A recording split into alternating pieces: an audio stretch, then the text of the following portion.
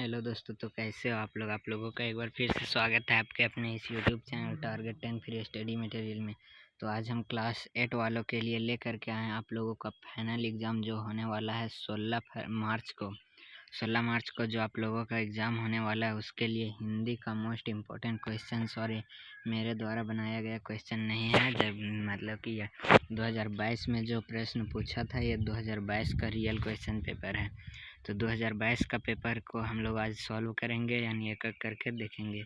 तो चलिए बिना लेट किए हुए वीडियो को शुरू करते हैं। और हमारे चैनल पे आप पहली बार आए हैं तो चैनल को सब्सक्राइब कर दीजिए। तो चलिए शुरू करते हैं वीडियो को।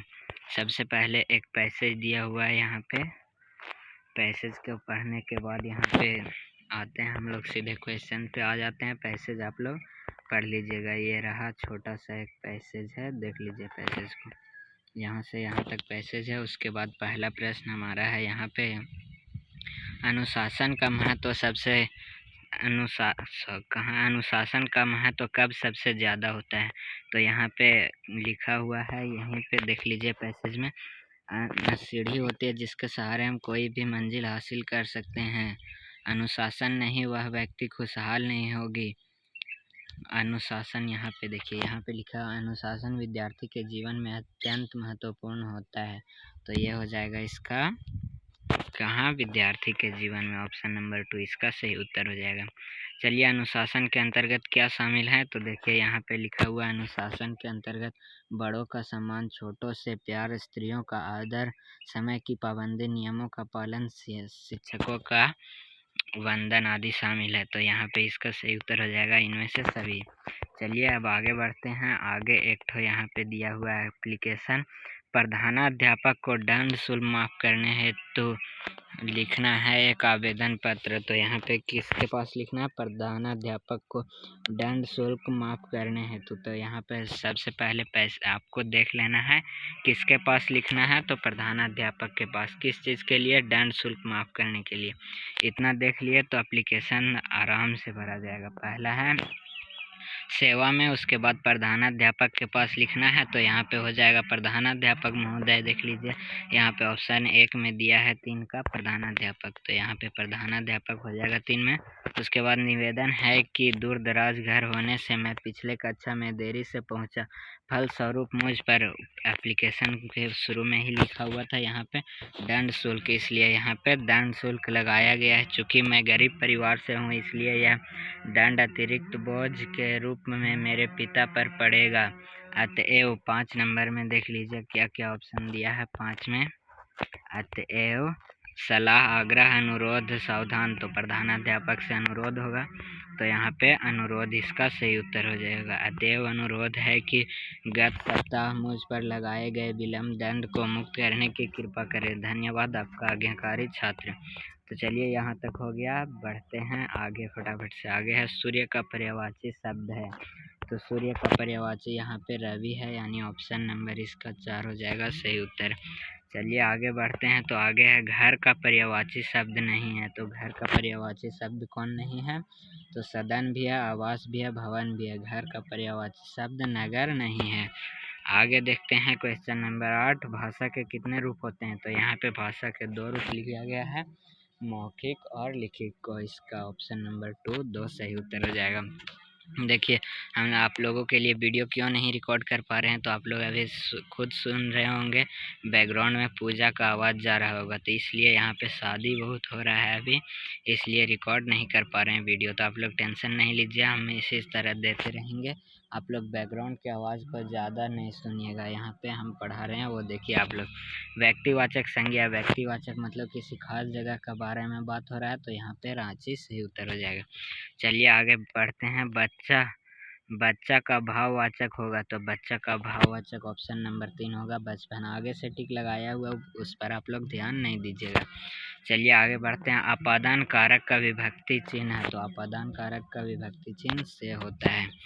चलिए कर्ता ने कर्म को तो आप लोग ये वाला जानते हैं। अगला है तुम्हारा नाम क्या है, यह किस प्रकार का वाक्य है। तो तुम्हारा नाम क्या है प्रश्न पूछ रहा है, तो ये प्रश्नवाचक वाक्य है। चलिए आगे बढ़ते हैं। काम से जी चुराने वाले को के लिए एक शब्द क्या है, तो उसको कामचोर कहते हैं एक शब्द में। चलिए आगे बढ़ते हैं। तो आगे है हृदय पर सांप लौटना मुहावरे का अर्थ है, तो इसका अर्थ होता है ईर्ष्या होना। Option number 3। प्रत्येक का संधि विच्छेद होगा, तो प्रत्येक का संधि विच्छेद होता है प्रतिजोड़ एक। ऑप्शन नंबर 1 इसका सही उत्तर। रोमन किसकी लिपि है, तो अंग्रेजी का रोमन है और हिंदी का देवनागरी लिपि होता है, ये आप लोगों को पता है, एग्जाम लिखते हैं। तो अनुराग का विलोम शब्द होगा, तो अनुराग का विलोम होता है विराग। ऑप्शन नंबर 4 सही उत्तर हो जाएगा। अधि उपसर्ग से बना शब्द कौन सा है? अब उपसर्ग बोले तो पहले लगा देना है, अधि किसमें पहले लगा हुआ है? अधिनायक में। ऑप्शन नंबर 3 सही उत्तर हो जाएगा। अगला है सव का अर्थ है, तो सव का अर्थ होता है लाश। ऑप्शन नंबर 3 इसका सही उत्तर हो जाएगा। और क्वेश्चन नंबर 25 है, संगति का हमारे चरित्र पर कैसा प्रभाव पड़ता है, तो ये गुप्त पड़ता है, हमें पता भी नहीं चलता और इसका असर पड़ जाता है। तो चलिए आधा क्वेश्चन हो गया। आप लोगों को बता दें कि आप लोग अगर अभी तक हमारे व्हाट्सएप ग्रुप में नहीं जुड़े हैं तो जुड़ जाइए, डिस्क्रिप्शन बॉक्स में उसका लिंक हम दे देंगे। चलिए आगे। कार्निवाल के मैदान का वातावरण कैसा था, तो वहाँ का वातावरण खुशनुमा था, सारे लोग खुश लग रहे थे। छोटा जादूगर का चारित्रिक विशेषता है, तो छोटा जादूगर का चारित्रिक विशेषता इनमें से सभी नहीं होगा, इसका सही उत्तर हो जाएगा स्वभावमान। मतलब वह किसी से भीख वगैरह मांग के अपनी माँ का दवाई नहीं कराता था, वह खुद अपना करा लेता था अपने से कुछ नाटक वाटक दिखाकर। अगला प्रश्न है, पथ पर चलने के पूर्व किसका अनुमान करना चाहिए, तो पथ का। ऑप्शन नंबर 1 सही उत्तर हो जाएगा। चलिए अगला क्वेश्चन है यहाँ पे क्वेश्चन नंबर 29। कौन भीख मांग मांग कर मर गया, तो साहेरूम ने अभिमान किया इसलिए वह भीख मांग मांग कर मर गया था। अगला है, बड़े भाई साहब पाठ के लेखक कौन है, तो प्रेमचंद इसके लेखक हैं। आगे बढ़ें तो क्वेश्चन नंबर 31 है, कुटिया कहाँ बनी हुई थी, तो कुटिया गांव के पूरब में बनी हुई थी। ऑप्शन नंबर 1 इसका सही हो जाएगा। आगे बढ़े तो आगे है, राम ने भरत को क्या भेंट दिया, तो राम ने भरत को चरण पादुका भेंट दिया था। अगला क्वेश्चन है यहाँ, अमरूद का पेड़ अंततः क्यों काटा गया, तो ये अंधविश्वास के कारण काट दिया गया था। फल तो उस पर लगता था, कीड़े नहीं लगे थे और सूख जाने ये सब कारण नहीं है। ऑप्शन नंबर 1 इसका सही उत्तर हो जाएगा। अगला प्रश्न है, सम्राट अशोक कहाँ के शासक थे, तो ये मगध के शासक थे। आगे बढ़े तो अगला क्वेश्चन है, डायन प्रथा क्या है, तो डायन प्रथा एक अंधविश्वास है। ऑप्शन नंबर 2 इसका सही उत्तर हो जाएगा। अगला है, कलिंग दुर्ग का फाटक आज भी बंद है, किसका कथन है, तो ये संवाददाता ने कहा था कि कलिंग दुर्ग का फाटक आज भी बंद है। चलिए आगे बढ़ते हैं, चाहे राक्षस बनाए चाहे देवता, यह पंक्ति किस पाठ से है, तो यह मित्रता से। मित्र चाहे तो आपको राक्षस बना सकता है और चाहे तो मूर्ति बना सकता है। बटोही का अर्थ क्या है, तो बटोही का अर्थ है ऑप्शन नंबर डी यहाँ पे यात्री। अगला प्रश्न है, बड़े भाई साहब में लेखक की उम्र कितनी है, लिखता है जो छोटा भाई है ना, तो उसका उम्र है 9 वर्ष। चलिए आगे बढ़ते हैं। आगे है, मगध की विजय हुई यह किसने कहा, तो यह अशोक ने कहा था। 10 प्रश्न और बचा हुआ, जल्दी से देख लीजिए। डायन एक अंधविश्वास हिंदी साहित्य की कौन सी विधा है, इसको आप लोगों को कमेंट करके बताना है। कहानी है, व्यंग है, निबंध है या कविता है। चलिए आगे बढ़ते हैं। मुखिया के सभी कार्य का पालन कैसे करना चाहिए, तो समान रूप से, सबको समान देखना चाहिए और समान रूप से करना चाहिए। क्वेश्चन नंबर 43 है, पुष्प की अभिलाषा शीर्षक कविता में पुष्प किसके प्रति समर्पित है, तो मातृभूमि और वीरों के प्रति।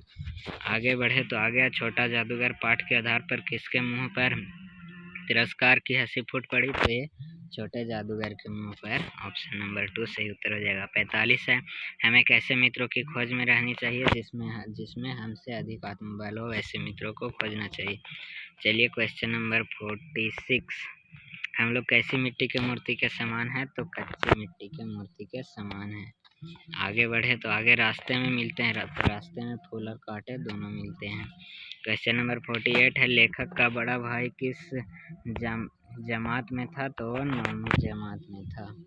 और आज का सेकेंड लास्ट क्वेश्चन है, कौन आज भी जीता नहीं जा सका, तो कलिंग आज भी जीता नहीं जा सका था आपके पाठ के अनुसार। बुढ़िया के मुंह तो मोड़ने का क्या कारण था, तो डर था। Option number 1। आज का सारा क्वेश्चन कंप्लीट हुआ। मिलते हैं फिर नेक्स्ट वीडियो में, तब तक के लिए धन्यवाद। और अभी तक आप हमारे चैनल को सब्सक्राइब नहीं किए हैं तो प्लीज़ सब्सक्राइब कर दीजिए।